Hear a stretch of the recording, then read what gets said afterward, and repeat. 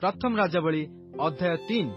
अनंतर सलोमन मिस्रर राजा फारो सहित आत्मीयता करी फारोर कन्या को विवाह कले और आपणा गृह और सदाप्रभुଙ୍କ गृह और जेरुसालेमर चतुर्दिगस्त प्राचीरर निर्माण समाप्त हेबा पर्यंत ताहाकू आनी दाऊद नगर रे रखिले।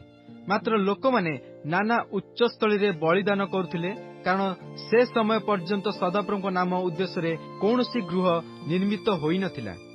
पुणी सलोमन आपणा पिता दाऊदंकर विधि अनुसार आचरण करी सदाप्रभुଙ୍କୁ प्रेम कले। केवल से उच्चस्थली माने बलिदान कले और धूप जलाइले। पुणी राजा बलिदान करने निमंते गिबियोन को गले, कारण ताहा बड़ उच्चस्थली थिला।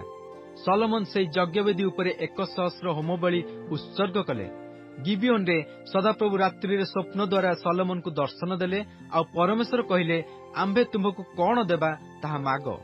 तहिरे सलोमन कहिले, तुम दास आंभ पिता दाऊद तुम्भ छामुरे सत्यता और धार्मिकता और मनर सरलतार तुम्भ सहित गमनागमन करिया प्रमाणे तुम्भे तांको प्रति महादया प्रकाश कल। आहुरी तुम्भे तांको पई एही महादया रखियछ जे आजिर न्याय तांकर सिंहासन में बसिया पई तांको एक पुत्र देयछ। एबे हे सदा प्रभु मोर परमेश्वर, तुम्भे मो पिता दाऊदंक पदरे आपणर एही दास को राजा करियछ। मात्र मु तो क्षुद्र बालक, कि रूपे बाहर को जीवाकू और भीतर को आसिबाकू हुए ताहा मु तो जाने नहीं। आउ तुम्भर दास तुम्भ मनोनीत लोकमानक मध्यरे अछि, सेमाने बाहुल्य हेतुरु अगण्य और असंख्य एक महागोष्ठी अटंती। एतु जेपरी आंबे भल और मंदर प्रभेद जानी पारिबु, एथिपई तुम्भ लोकमानकर विचार करिया निमंते तुम्भर एही दास को ज्ञानी मन दियो, कारण तुम्भर एही महागोष्ठीर विचार करियाकू किए समर्थ। सलोमन जे एही विषय मागिले, एही कथारे प्रभु संतुष्ट हेले। एथिरे परमेश्वर तांकू कहिले, तुम्हे एही विषय मागियछ, पुणी आपणा निमंते दीर्घायु मागिनाह, केबा आपणा निमंते ऐश्वर्य मागिनाह, अथवा आपणा शत्रु मानकर प्राण मागिनाह, मात्र विचार करिया पई आपणा निमंते ज्ञान मागियछ। एहेतु देख आंबे तुम वाक्यानुसार कलु। देख आंबे तुमको एपरि ज्ञान और बुद्धि विशिष्ट मन देलु जे तुम्भ पूर्वे तुम्भ समान केही होई नाही, केबा तुम्भ उत्तारे तुम्भ समान केही उत्पन्न हेबो नाही। आउरी तुम्भे जेउ ऐश्वर्य और प्रताप मागिनाह, सेही दुई मध्य आंबे तुमको एपरि देलु जे तुम्भर जावजीवन राजा मानक मध्यरे केही तुम्भ समान हेबो नाही। पुणी तुम्भ पिता दाऊद जेपरि गमन कला, सेपरि तुम्भे जेबे आंबर विधि और आज्ञा पालन करिया पई आंब पथरे गमन करिवो, तेबे आंबे तुम्भर आयुष वृद्धि करिबा। ए उत्तरे सलोमन जाग्रत हुंते, देख एहा स्वप्न मात्र।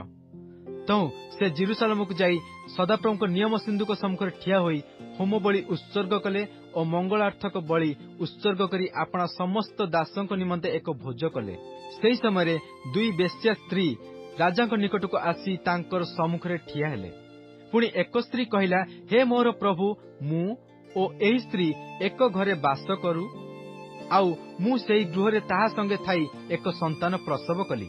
पुणी मोहर प्रसवर तृतीय दिन रे एही स्त्री मध्य प्रसव कला और आंबे दुहे एकत्र थिलु।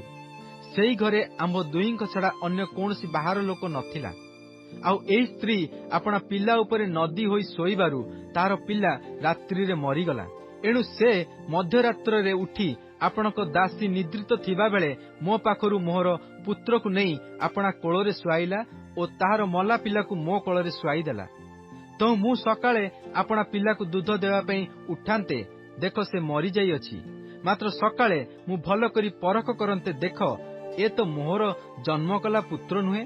तो से अन्य स्त्री कहिला, ना, मात्र जियंताटी मोहर पुओ और मलाटी तुम्भर पुओ। आउ ए स्त्री कहिला, ना, मलाटी तुम्भर पुओ और जियंताटी मोहर पुओ। एही रूपे से माने राजांको छामुरे गुहारी कले।